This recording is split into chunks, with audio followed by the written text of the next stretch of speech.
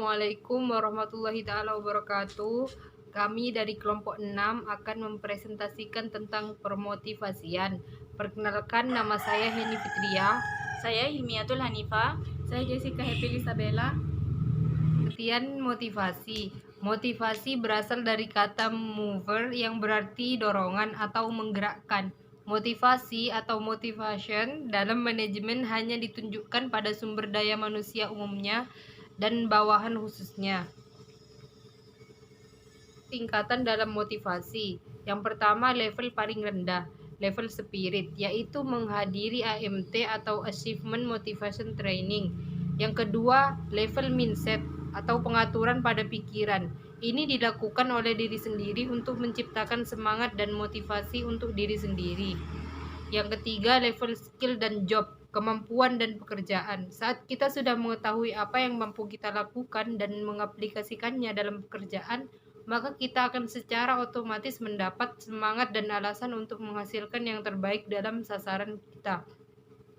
Yang keempat, level yang tertinggi adalah level power atau energi. Kenapa disebut tertinggi? Karena pada level ini seseorang yang telah mengatur mindsetnya mampu melaksanakan job atau pekerjaannya dengan baik. Ia akan menjadi energi untuk yang lainnya.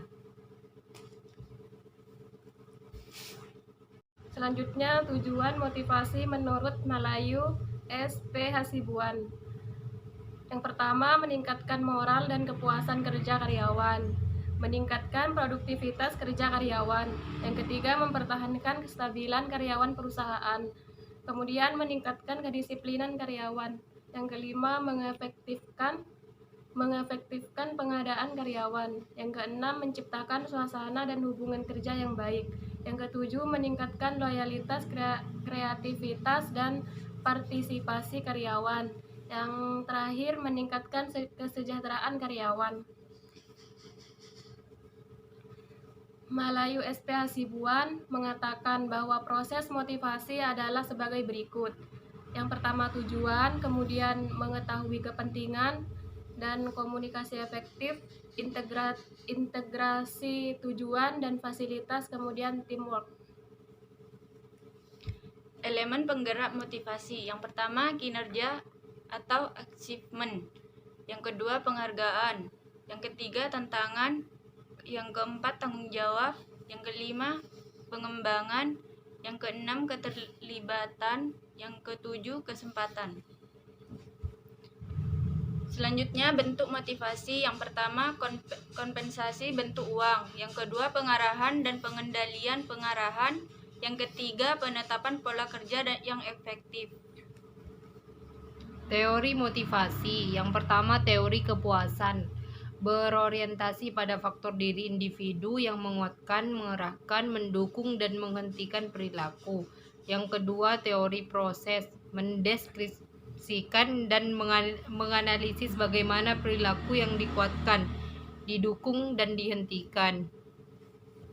Ada 4 teknik yang dapat digunakan manajer untuk mengubah perilaku bawahan, antara lain: yang pertama, penguatan positif, bisa primer maupun sekunder. Yang kedua, penguatan negatif, individu akan mempelajari perilaku yang membawa konsekuensi tidak menyenangkan dan menghindarinya di masa mendatang. Yang ketiga, pemadaman, dilakukan dengan penilaian penguatan. Yang keempat, hukuman, manajer mengubah perilaku bawahan yang tidak tepat dengan memberikan konsekuensi negatif. Model pengukuran motivasi kerja. Model-model pengukuran motivasi kerja telah banyak dikembangkan diantaranya oleh MC Challenge, mengemukakan 6 karakteristik orang yang mempunyai motivasi berprestasi tinggi, yaitu: 1. Memiliki tingkat tanggung jawab pribadi yang tinggi, kemudian berani mengambil dan memikul resiko. Yang ketiga, memiliki tujuan realistik. Yang keempat, memiliki rencana kerja yang menyeluruh dan berjuang untuk merealisasikan tujuan. Kemudian, memanfaatkan umpan balik yang konkret dalam semua kegiatan yang dilakukan dan mencari kesempatan untuk merealisasikan rencana yang telah diprogramkan. Murari berpendapat bahwa karakteristik orang yang mempunyai motivasi berprestasi tinggi adalah sebagai berikut. Yang pertama, melakukan sesuatu dengan sebaik-baiknya, melakukan sesuatu dengan mencapai kesuksesan, dan menyelesaikan tugas-tugas yang memerlukan usaha dan keterampilan. Yang keempat, berkeinginan menjadi orang terkenal dan menguasai bidang tertentu. Yang kelima, melakukan hal yang sukar dengan hasil yang memuaskan. Yang keenam, mengerjakan sesuatu yang sangat berarti dan melakukan sesuatu yang lebih baik dari orang lain. Model motivasi tradisional. Yang pertama, model tradisional ini digunakan untuk memberikan dorongan kepada karyawan agar melakukan tugas mereka dengan berhasil. Para manajer menggunakan sistem upah insentif. Semakin banyak mereka menghasilkan atau mencapai hasil kerja yang sempurna, semakin besar penghasilan mereka. Yang kedua, model hubungan tradisional, yaitu para manajer dianjurkan untuk bisa memotivasi para karyawan dengan mengakui kebutuhan sosial mereka dan dengan membuat mereka merasa penting dan berguna sehingga dapat meningkatkan kepuasan kerjanya. Sumber daya manusia. Model sumber daya manusia yaitu karyawan mempunyai motivasi yang sangat beraneka ragam, bukan hanya motivasi karena uang ataupun keinginan akan kepuasan, tetapi juga kebutuhan untuk berpresentasi. Yang ketiga, sumber daya manusia yaitu karyawan mempunyai motivasi yang sangat beraneka ragam, bukan hanya motivasi karena uang ataupun keinginan akan kepuasan, tetapi juga kebutuhan untuk berprestasi dan mempunyai arti dalam bekerja.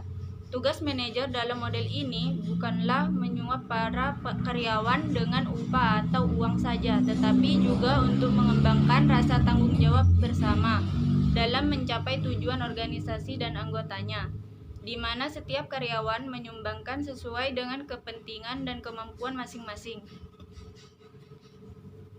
Sekian Dari kelompok kami, kurang lebihnya mohon maaf. apabila ada salah. Assalamualaikum warahmatullahi wabarakatuh.